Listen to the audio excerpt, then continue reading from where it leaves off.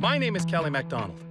I may have been born with low vision, but did that stop me from living the life I wanted? No way!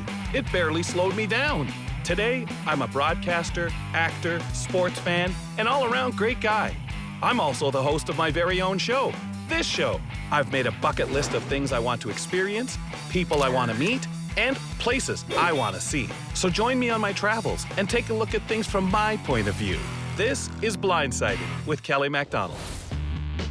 Welcome to Blindsided with Kelly MacDonald. Television so good, you won't believe your eyes. This week, have we got a show for you. I get the inside track at the Mattamy National Cycling Centre. And we cover a whole week of hard-hitting news.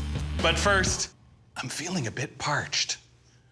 Yes, I'm in the mood for something rare and expensive, complicated and risky to produce. I'm talking about ice wine. The Niagara Peninsula in Ontario is one of the largest producers of the sweet beverage, and it has become synonymous with Canadian cuisine. Today, I channel my inner sommelier and test my palate with some tasty ice wine. It's a tough job. Somebody's got to do it. Let's go day tripping.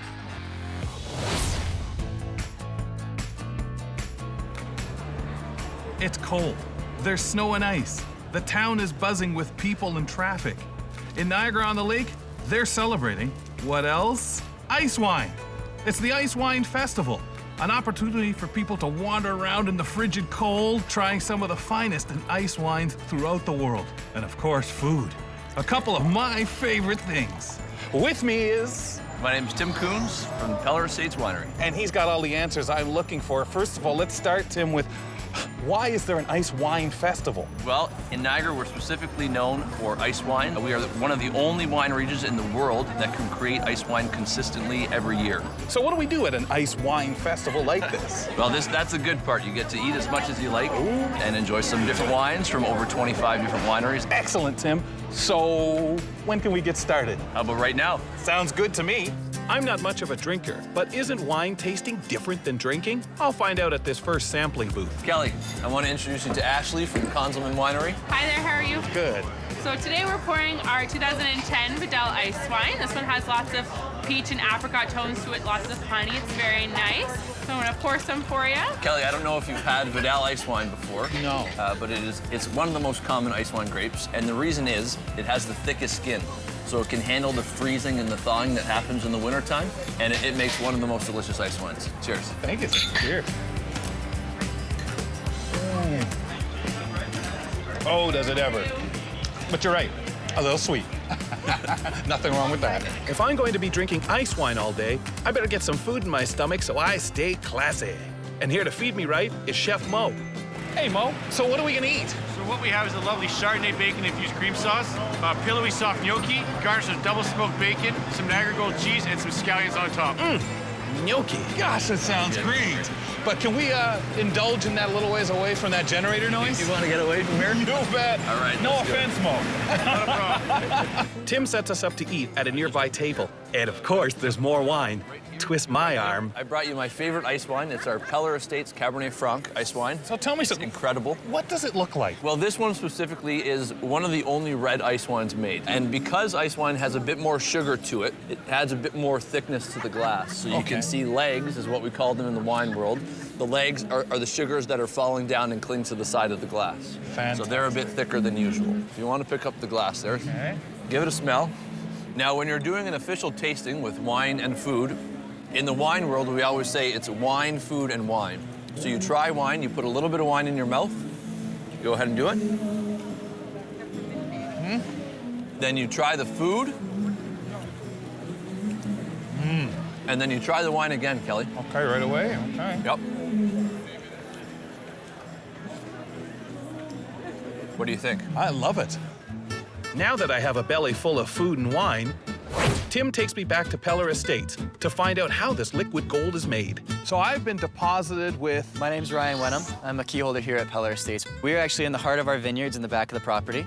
And we're gonna be talking about some ice wine today. This is awesome. I want to know the whole process. So this is actually where we're growing the fruit, harvesting, and we do it all by hand, manual picking, everything like that. And in what temperature does that happen in? We actually pick at -10, -10 Celsius. So we have these clusters here. Wow. Yeah, so that little stem that you're holding onto is where we'll clip it off the vine. With like 20 of them at least on there. So about 40 or 50 of these guys to make one bottle. So leaves the vineyard and goes where? Goes right into the press, and we're able to extract the juice and move forward. So Kelly, we've seen where the ice wine starts out in the vineyard. Now we've worked our way down to the Andrew Peller barrel cellar here in Peller Estates. Okay, so we've got barrels in this room. This is actually where we'll do the barrel aging for the Peller Estates wines. So off the vine, what's the next step for all those little grapes? So next step, we used to be foot pressing them, thinking back in the day. Oh, I thought you were gonna put me to work doing that today. Oh, we're not gonna do that today. I even brought the right big feet. Oh, you came prepared. I did. So in the press, I mean, obviously you put a bunch of grapes in there, squash, and they get drained into somewhere, and this is the pure product. So you wanna give it a try? I would like to see what we get freshly Pass it squeezed. to your right hand. Oh boy.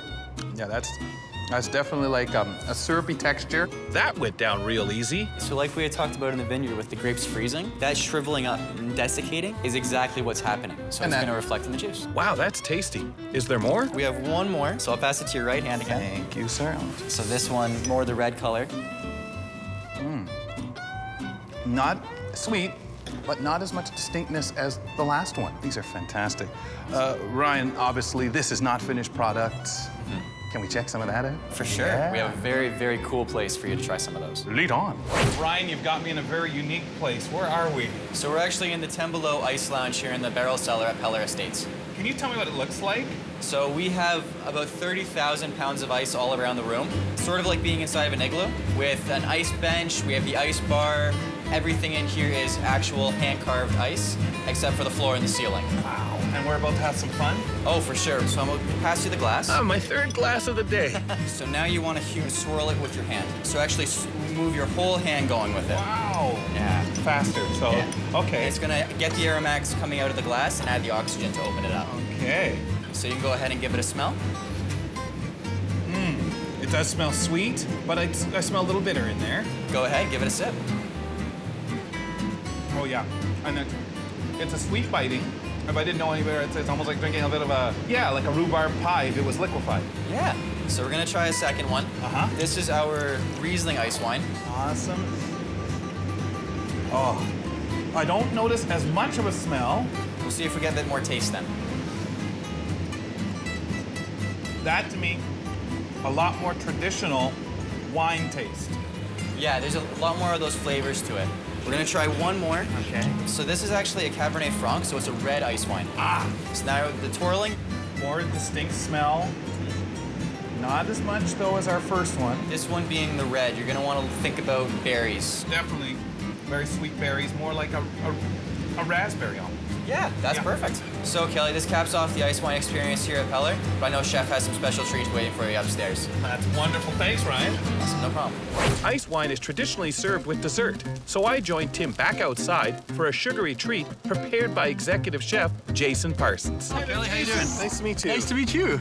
So I've got a bit of a treat here. This is actually one of our signatures. It's an ice wine marshmallow. We make them in-house. Kelly, you gotta think here. A marshmallow almost the size of your fist. Wow. I know, and what we've done, it's kind of like an Italian meringue. We've taken sugar, we've caramelized it, reduced it down so, you know, it concentrates the flavors. We've also added ice wine, boiled that and reduced it down almost by 80%, concentrating all those flavors, and then you get to glaze them on the fire. There we go. Sounds good. And one over to you there to try. Thank you. Oh my gosh. It's like a big square. I told you, it's the size of your fist. The fire is just a couple feet away here. Oh, I can't wait to roast this.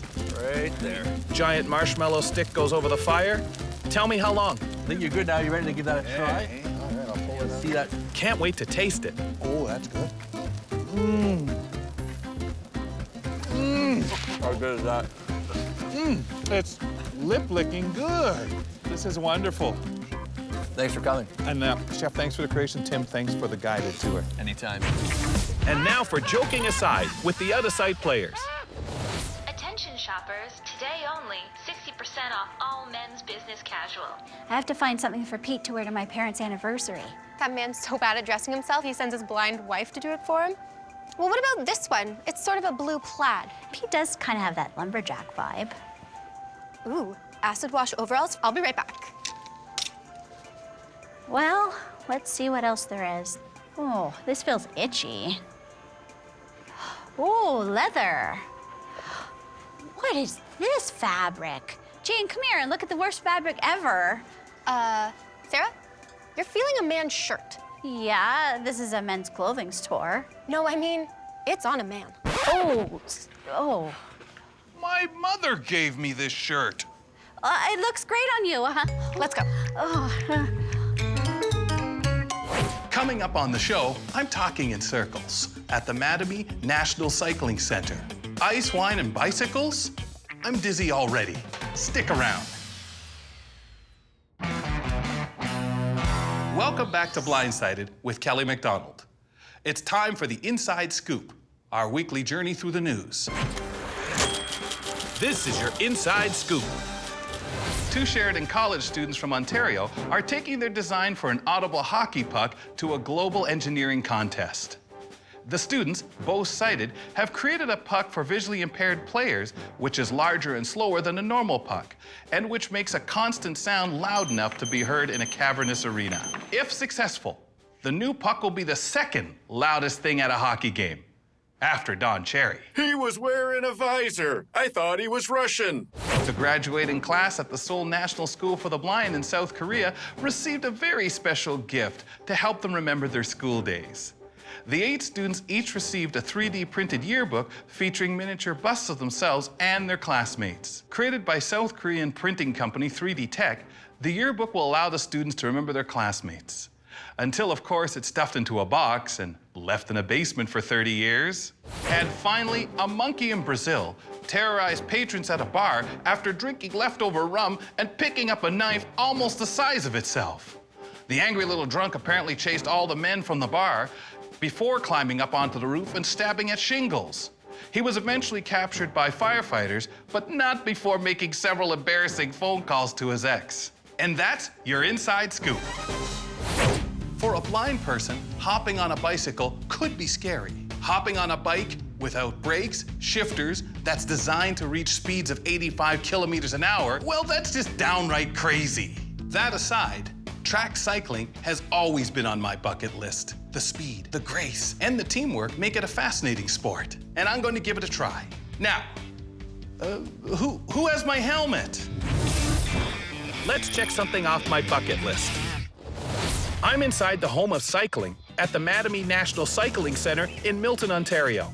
And to help me fulfill this bucket list item is with me, Scott Liberté. Scott, tell me a little bit about what you do here. I'm one of the coaches and facilitators for the facility. I've been racing for about 30 years, both road and track, all across Canada. Tell me, Scott, what is a velodrome? Velodrome's a banked oval track that you race or ride a track bike on. It's an Olympic sport, and it's an awful lot of fun. So can I just bring my bike in here and ride the track? Just come in, give it a try, see how you like it. Think you can do your wonders with me and at least us do a couple of laps? I think we can, yes. And here we are in the middle of the velodrome. Got the bike ready, got the helmets on.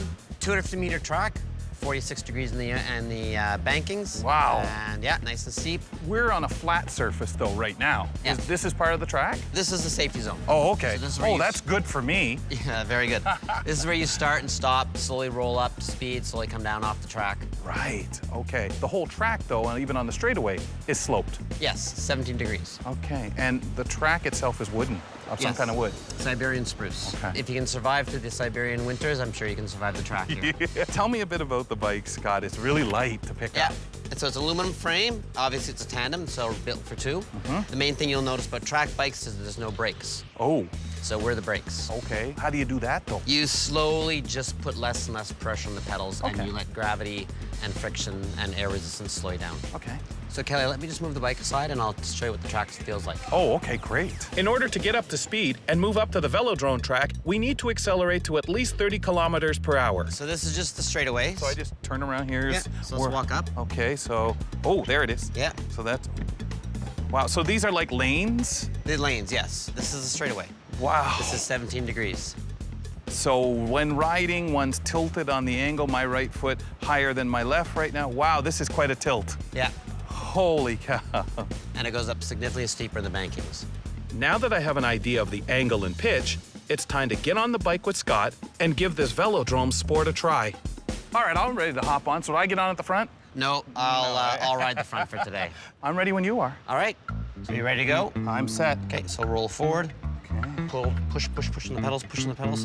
And away we go. Hands on the bars. Okay. There we are. So what we're gonna do is we're gonna get up to speed on the safety zone here. A nice flat section. And then what we'll do from there is we go on to the Côte d'Azur. Côte d'Azur is the first part of the track? Yeah, it's the blue band. That is the sort of on and off part of the racing surface. Then what? Then we get onto the track and we get going. Okay. Okay, so turn those legs over a little bit quicker. We're gonna get onto the Côte here.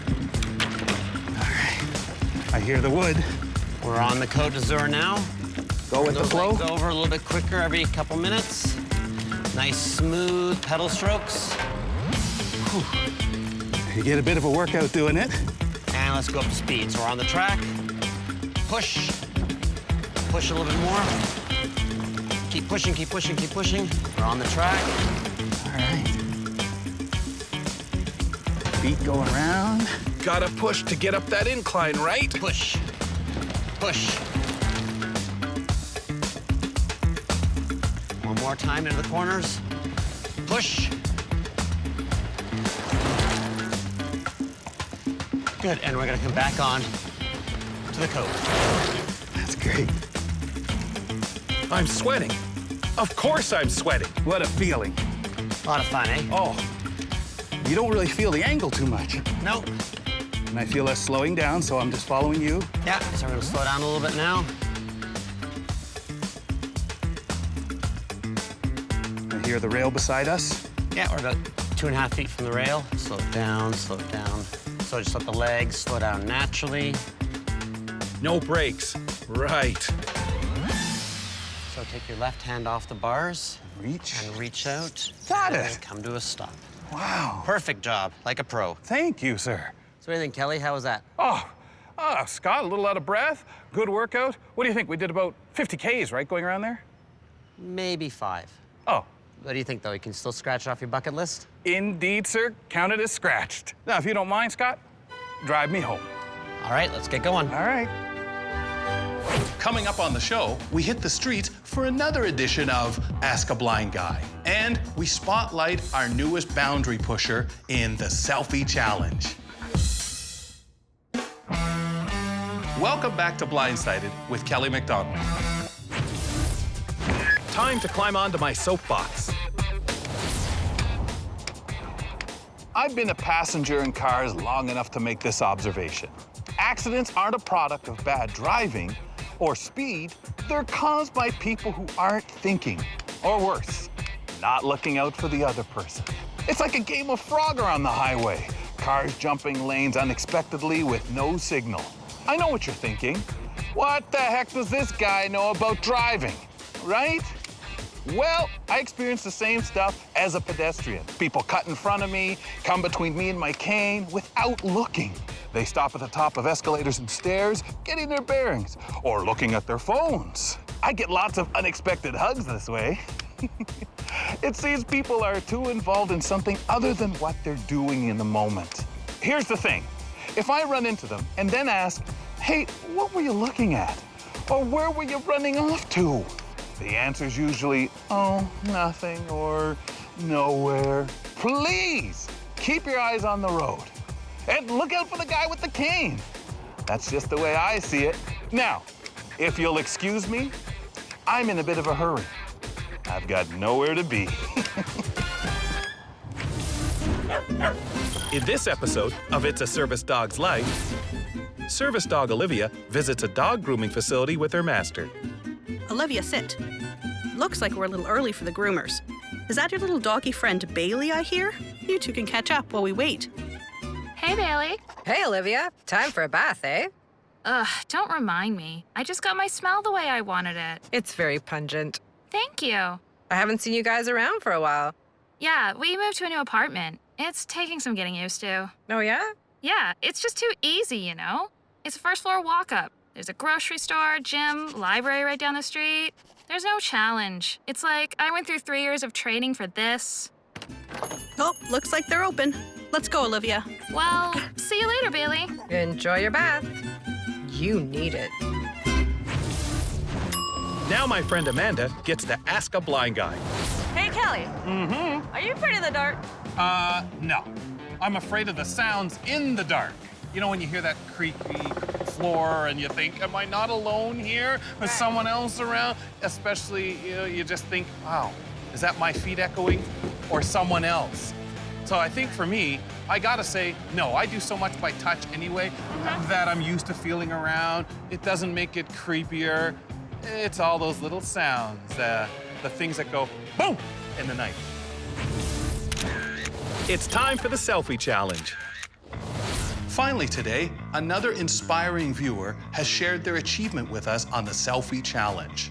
Viewer Tony Lissandro sent us some photos of himself and some friends learning how to play boccia before the Para-Pan Am Games. Boccia is a sport like bocce ball, but specifically designed for players with physical disabilities. The aim of the game is to throw your team's ball as close as possible to the target ball, and Tony's becoming a master. If you've overcome difficulties and achieved something that you've always dreamed of, we want to hear about it. Tweet a photo or short video to @AMIKellyMac, or post it on the Accessible Media Inc. Facebook page. That's it for another episode of Blindsided with Kelly MacDonald. But we'll be back next week. Thanks for joining us. Who worked on this show? Executive producers, Nat Abram, Ira Levy, Michael McGuigan, Peter Williamson, and Chantel Jackson. Produced and directed by James Murdoch. Story producer, Amy Blythe. Director of photography, Suave Hoopa. Editor, Jana Jeffrey. DB consultant, Ron Rickford. Joking Aside, performed by the Out of Sight Players. Produced in association with Accessible Media Inc. Produced and distributed by Breakthrough Entertainment. An AMI original production.